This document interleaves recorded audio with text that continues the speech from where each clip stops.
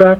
Oh, wonderful. Listen, amid all the controversies, CT Fast Track is doing wonderfully in the city of New Britain. Good. Look, we have a lot of people that rely on mass transit as a way to get around, and they are certainly using it to its full capacity. The buses are packed. Our local buses are always busy, and I think they just celebrated their 1 millionth rider or something I saw. Yeah. And, I think the businesses around the stop in New Britain are certainly grateful for it, too, because it's making it easier for people to get around faster.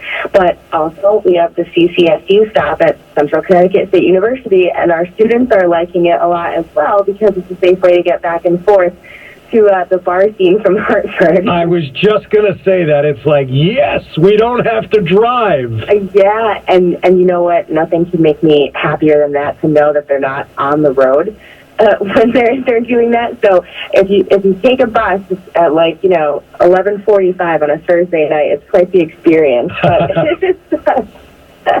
But, being the old fogey that you are now and the mayor of the city, I know you're not on the bus at 11:45 back and forth to Hartford. Although that'd be kind of fun seeing you drive one of those buses.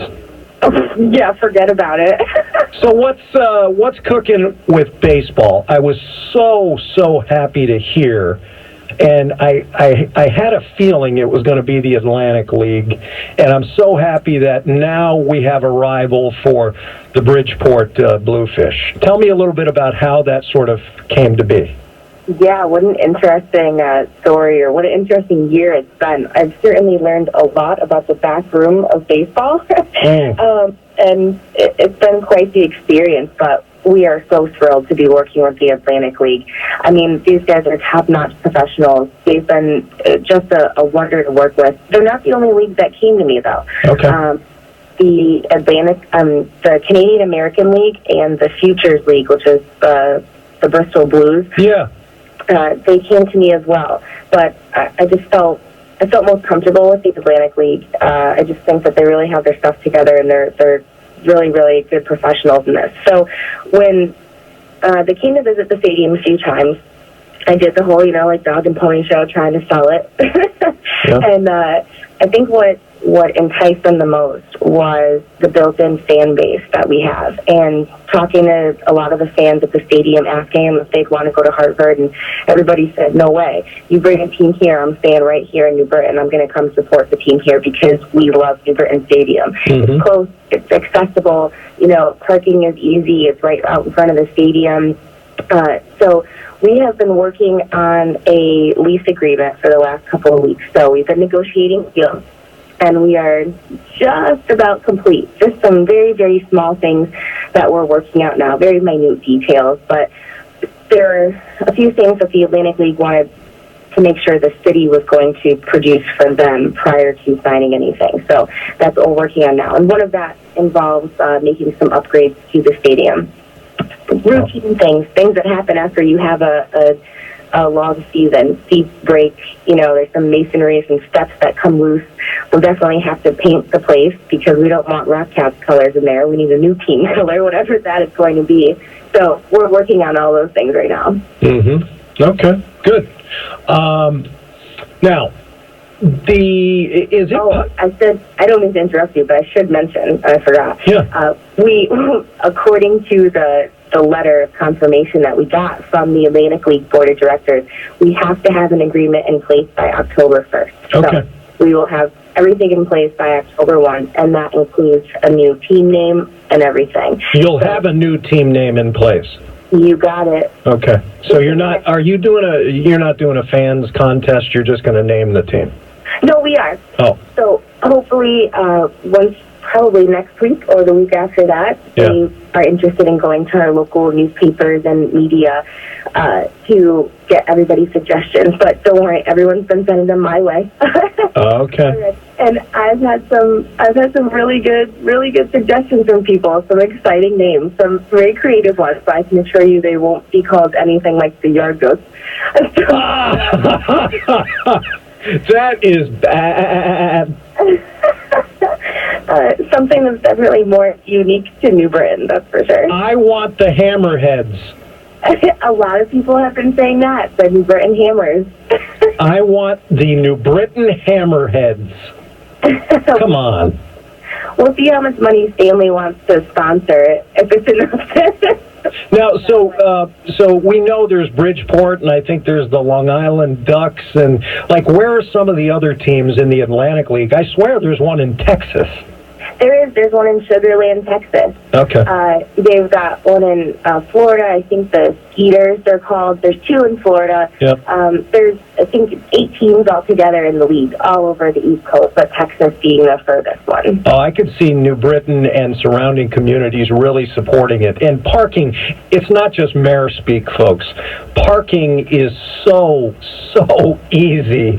Coming in off of the Kensington Highway or coming off of Route 9, it's so easy, it's cheap, you're in, you're out, boom, you're gone. You don't have to contend with, city stuff. And it is a nice stadium, and it was so nice to have Justin Morneau, the former Minnesota Twin, come and play with now his new franchise, the Rockies, the final weekend that the Rockcats were playing. So yeah, it was nice. I was there. Yeah, I would imagine. So, good. Well, we're looking forward to all of that stuff. What else is coming up? Anything else you can tell us about the city of New Britain, either new companies or new initiatives in town? We are busy, that's for sure. I move at about 120 miles an hour, as you know, so we always have something happening. Most recently, I think yesterday, I just announced a new program. It's called High Voltage Art. And what that is we are trying to find local artists to submit design work in an effort to, those ugly traffic control boxes that you see that are graffitied over half the time? Yeah.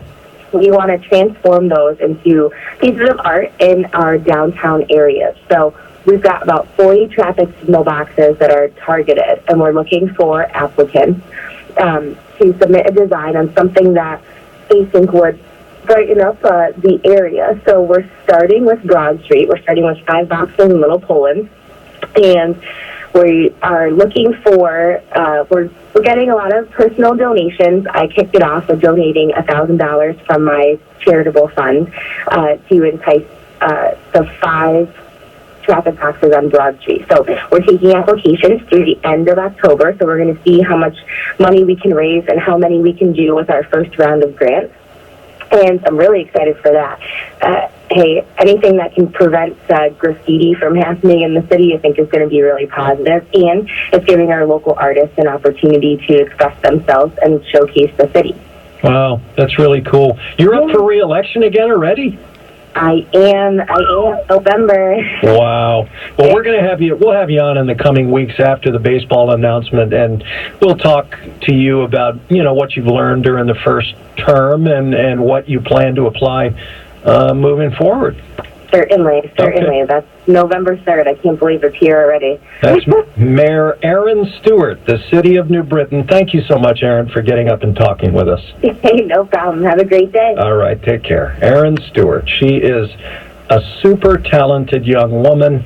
Her dad, of course, was the mayor of New Britain and a very successful one, and now guiding a very successful chamber.